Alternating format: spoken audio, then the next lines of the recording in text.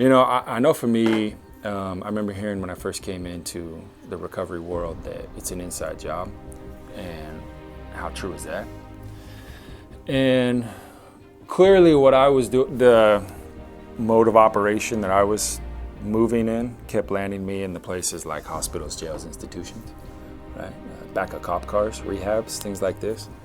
And I remember surrendering myself to God and other people who were doing the same, seeking God and looking to live free and improve their lives in the rooms of AA or church or this recovery stuff. And I began to take these simple suggestions, to actually listen and actually take advice and do these things that began to shift my, because I don't know, for me it was like it's these tiny, simple, little practical actions that produce these massive results. I look at it, it's like if you look at a compass, right, and it's like 2 degrees difference in bearing, well, like in 5 feet, there's not that much difference. 20 feet, 10 miles down the road, you're in another town, you're in another state, like you're in a completely different area. And I realized it's like these just little shifts, bearing shifts on my internal compass began to create really big results. But it came by being willing to take advice and apply these really practical kind of things in my life. Mm-hmm. I'm in agreement with you as well. I mean, for me, it was about the first time around, I wasn't doing everything that everybody was suggesting. They talked about finding God and having God in your life and Him being part of the steps, the 12 steps that are in AA. And I thought originally, with everybody around me talking, that I could just do the steps and things would get better, and they didn't talk much about God, and they really didn't include Him in that. Maybe in the words in some of the steps and things like that was mentioned, but it was never really put forth. And I truly believe that if I would have done that the first time around, then I think that my relapse after 7 years might not have been what it was. And so for me, talking about practical steps, it's really got to be practical.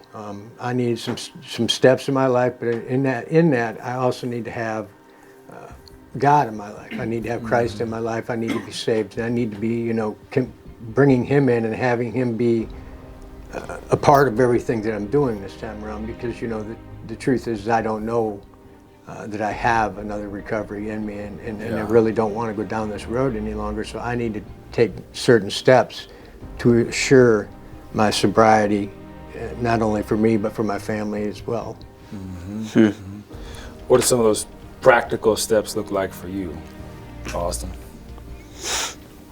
I know in early recovery for me, I was desperate enough to reach out to people who said they were willing to help.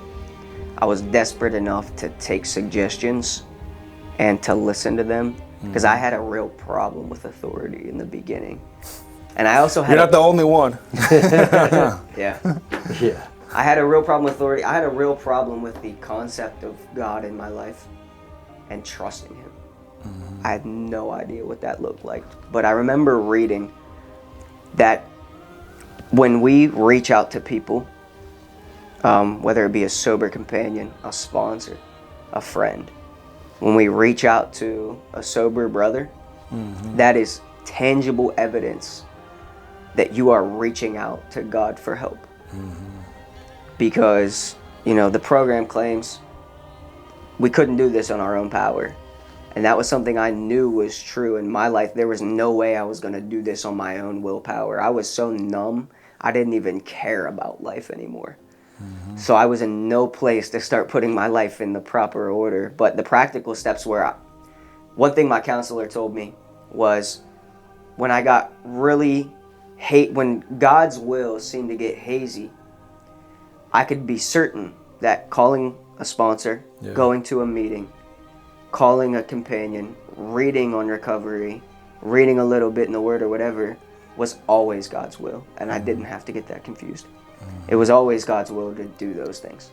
And so I was very intentional about being around community and asking for help whenever, because I would get very distraught and I would try and do things on my own, and I would just come to the end of myself and say, I just need to talk to somebody about this. Talking about it gave me power, and it loosened. I look at it like it's like you shake up a soda can, Yeah. and it's like about to pop. Talking about it, it's all the Yeah. pressure out of it. That's a great analogy, and that's what it felt like. I remember, so practically speaking, it's like I moved to San Diego and I was living in Utah, and I had been trying really hard to make my lifestyle of addiction work for 13 years. It wasn't gonna work. It doesn't work for anybody. I had moved to San Diego, and I was living with people in recovery. For the first about 9 months to a year of my recovery, the practical side was this. I woke up every single morning at like 5 a.m., 5:30. I would read my big book, I would pray, I would read my Bible, I would go to a 7 a.m. meeting, and most mornings I also went to an 8:30 meeting. Went to two, not every single morning, but most mornings. That was my routine for roughly like 9 months to a year, like probably about 5 days a week. I did like that, and it's the discipline of it. It begins the renewing of the mind. It's the practical. I don't want to do this, but I'm gonna do it because I know the reward on the other side of it. It's the learning how to do the right thing, whether I feel like it or not. I would call somebody, but I also started learning that it's like you don't when you get in the habits, the practical. Every day I'm praying, no matter if I feel like it or don't. Every day I'm reading, if I feel like it or not. Talking to other people in recovery in one way or another. I began to realize that it was working, it works. And then, but I also began to realize this, that like, if I do it on a continual basis, I can get to a place where I'm now calling people to see how they're doing, not because I'm at the, which I've been in that place where it's like, gosh, I just need to call someone right now. You know what I mean? But the consistency, the practical, every day I do this, whether I feel like it or not. And it begins to shift how I feel, first of all, but second of all, it took me from the place of always being the one needing the help and shifted me into a place of the majority of the time being the one that is bringing the help and giving the help away. Doesn't mean obviously there's not days where you need to talk to someone about what's going on, but the practical shifted me from the place of consumer mode into being the one that is giving it away, giving hope away. Hope dealer. Hope dealer. And for me, I got really active my first time around, and that wasn't that long ago. What I found after my relapse and when I went into treatment and had time to sit back and really look at what had happened and look at how did I relapse, what happened, what was I doing that could have been different, because that's important to look at that if you're coming back around, after a relapse. I think that what happened with me is I was extremely busy with a lot of different groups, doing a lot of different work with a lot of different people. Not to mention I'm sponsoring people in the 12 steps. I'm working with a coalition. I'm going to trainings, doing all kinds of things. And what happened is when I was doing that is I forgot about my roots. I got very comfortable where I was at, and I didn't see that I had gotten away from what I was supposed to do to keep me sober. Completely away from it. And it became about your external actions and not your internal right, world. Right, and in doing that, I ended up, relapsing. I think that's not everything that had happened, but that's a small part of why I relapsed. That I think it's really important to look back on that. Back when they had the Oxford group, the percentage of recovery back then was well above 80%. And they had people. The Oxford group being for Alcoholics people that wouldn't know when it Anonymous. originally started Yes. in 1935. Yeah. Yes, and it was a faith-based deal. And it's like you had said at one point, it is still. The thing is, their recovery rate back then was well above 80%. Yeah, it was. And they true. had people coming to them, working with people the very next day. So you had somebody coming in that was an alcoholic, needed help, ended up working with somebody the next day, did the steps the next day, right in one day they did these things. Mm-hmm. And I heard somebody at a meeting the other day said, well, you got to have 2 years into this program in order to sponsor somebody. And when I heard that, it really broke my heart, because that is not what the program was originally designed for. Well, first of all, it's not even in the AA book. Second of all, No. my responsibility, that's garbage. I mean, Right. here, you mentioned, because there's the spiritual component, Mm-hmm. but you're not really going to get your health, internal health, spiritually speaking, without taking these practical, you need Yes. to do this. You need to be praying. This is what you need. These are the things you need to do Right. in order to get this. The reward you're looking for is on the other side of the actions you're avoiding. Mm-hmm.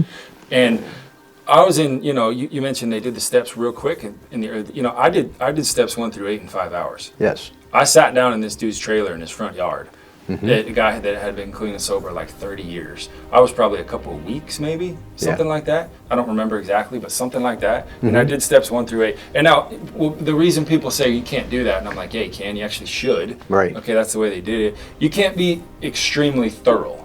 Right. Okay, but that's why these are tools you use every day. Exactly. Right? And you can go back and be extremely thorough. This is what you can do. You can be extremely honest. Yeah. And that's what I was. Mm-hmm. And it changed my whole life. Right. And I did continue, and I did get a sponsor, and I did go back, but it changed the whole course of my life doing that, and doing it honestly and quickly.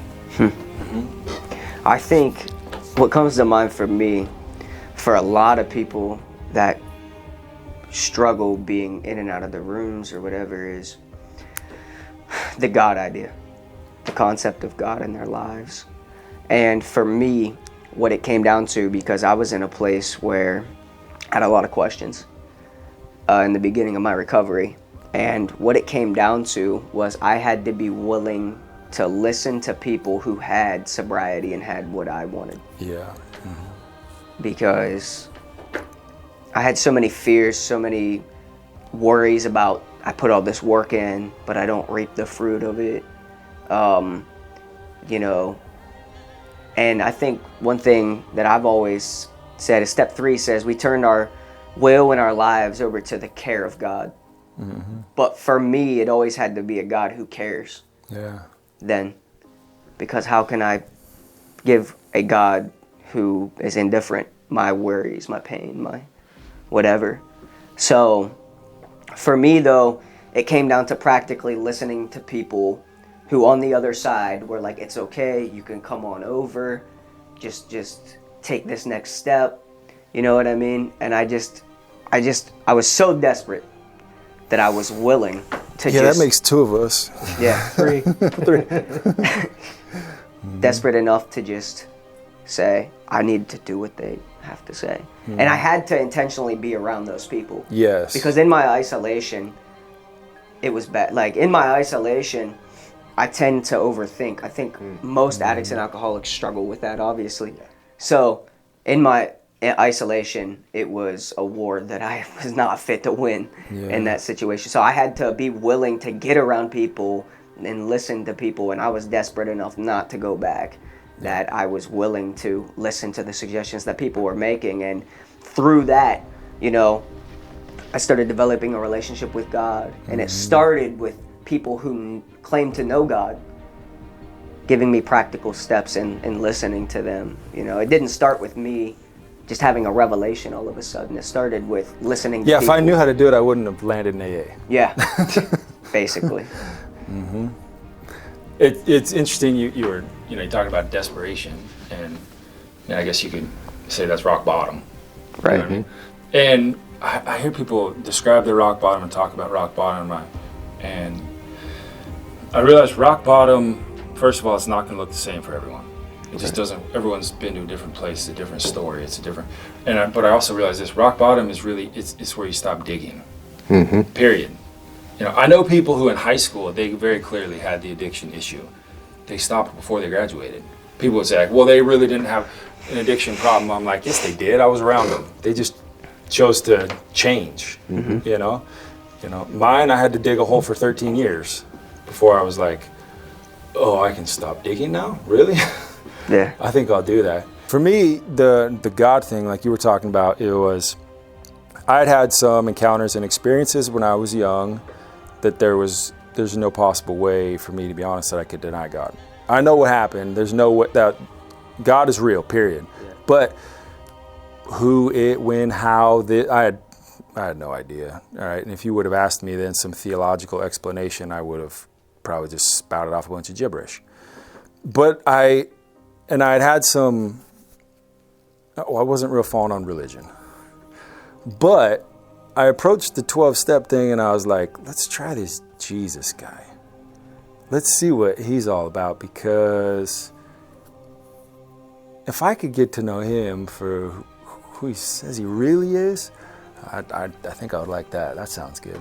And I made it an honest, wholehearted, because I was done digging the hole. And the desperation was as real as ever.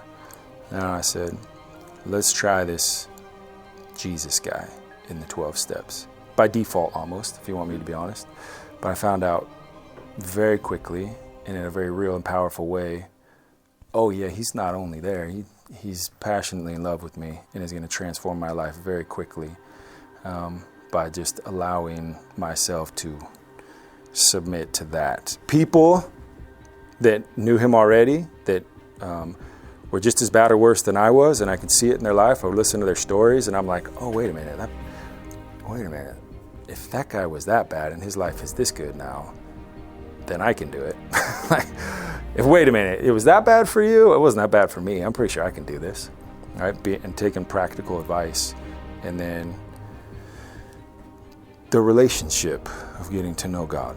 The relationship of learning to walk out every day and allowing it to be something that transforms me from the inside, starts in the inside and transforms, and then comes out, man. Yeah, that's always, the God issue has always been a struggle with me.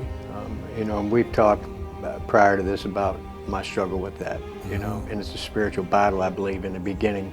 And that's really what it was. It was, God saying, hey, I'm here. And I know he's there. There's no question in my mind about whether or not there's a God.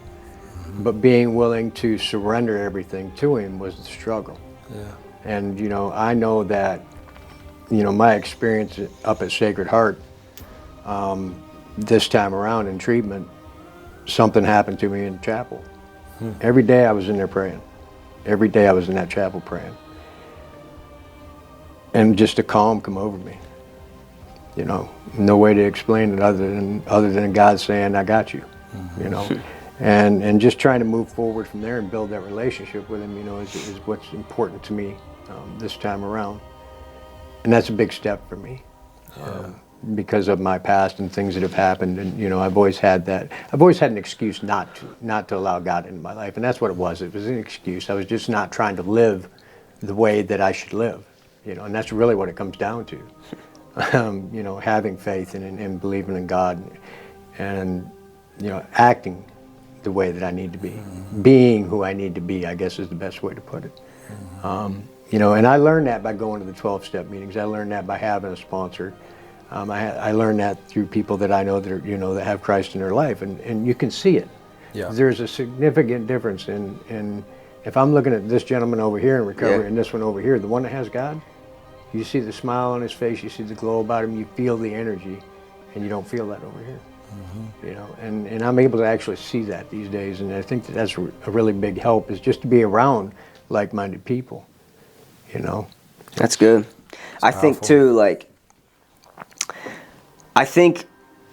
me personally, like Eric, I had a lot of experiences as a kid that obviously pointed back to God.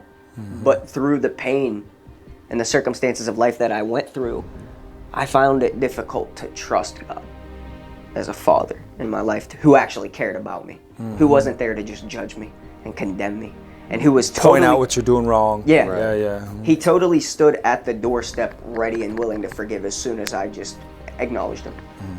Just through the acknowledgement. And what I think is so important through having a consistent and powerful relationship with God is it allows us to live with peace through our circumstances. Yeah. Because without that active and intentional relationship with God in our lives,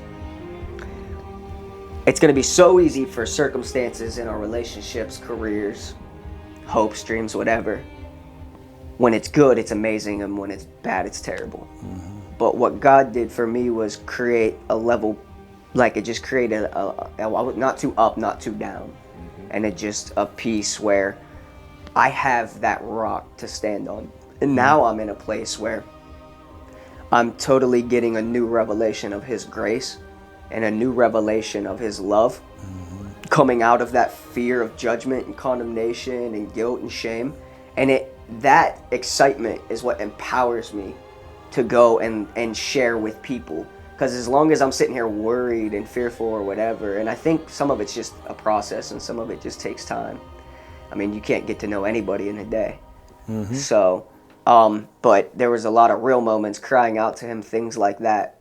But I'm learning to just be myself with Jesus and just authentically be me and know that He cares for me. You know what I mean? Like it's been transformational. I mean, if, without saving face, like, I mean, it's been amazing to see what my life was 2.5 years ago. Oh yeah. Compared to today. It's insane. Think back what it was like to now.